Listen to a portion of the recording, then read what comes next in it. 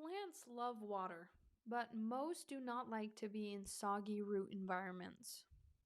So, houseplants often suffer from poor drainage. If you have a plant in a pot without holes in the bottom, what can happen is that water will pool at the bottom of the pot and the roots will begin to rot from sitting stagnant in the water. This also will encourage the growth of mold or disease. It's not necessarily the exposure to the water that decays the roots, but rather that the water just sits without anywhere to go. It's the same as a pond that has no inlet and outlet. Plants along a river, for example, will thrive because they're constantly being watered by fresh, new, oxygenated water that is flowing. Standing water is where most plants are not going to be happy.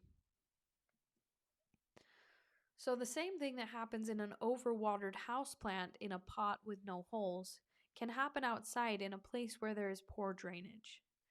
If you live in a region below sea level or that is notoriously swampy, you may need to be aware of potential drainage problems in your yard. If you suspect that you might have drainage problems, one method to find out is to go out and dig a shallow hole in the place you want to test for drainage issues. Fill the hole with water and then take a look at it every half hour or so. If after a couple hours your hole is still filled with the water, then you will know that the water has nowhere to go and you have a drainage problem.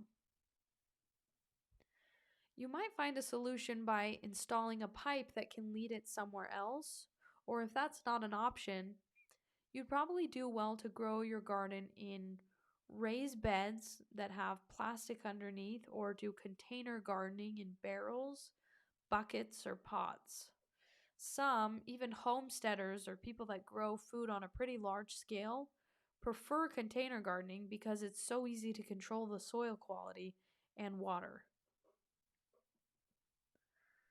Also, if your yard has drainage problems, you also might research plants that do really well in wet environments and avoid plants that are sensitive to poor drainage.